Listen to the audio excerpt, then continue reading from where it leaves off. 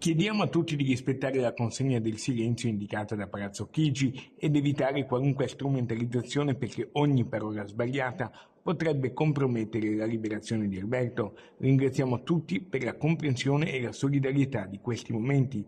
Attraverso una nota dell'avvocato Alessandra Ballerini, la famiglia Trentini chiede rispetto massimo e silenzio, specificando che sono giornate di angoscia e speranza nell'auspicio di poter al più presto riabbracciare il loro caro, il cooperante veneziano originario del Lido di Venezia, Alberto Trentini, detenuto da oltre un anno in Venezuela dal 15 novembre 2024, senza alcuna accusa formale.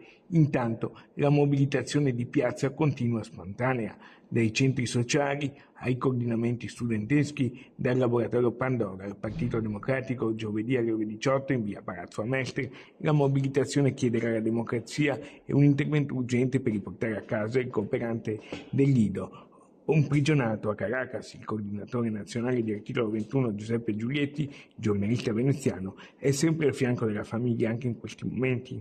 Maduro, un dittatore intollerabile e insopportabile, è stato bloccato. Ma adesso a noi interessa la sorte dei detenuti, migliaia di detenuti, e tra questi non dimentichiamolo mai Alberto Trentini, il cooperante veneziano da mesi e mesi fermo nel carcere.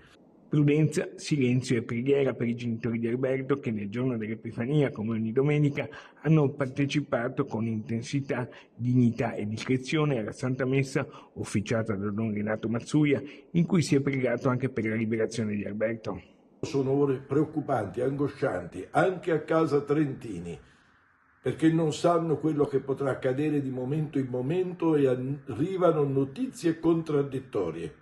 Noi possiamo fare una sola cosa: continuare a chiedere la liberazione di Alberto e abbracciare fortissimamente, proprio in questo momento, mamma Armanda e papà Ezio.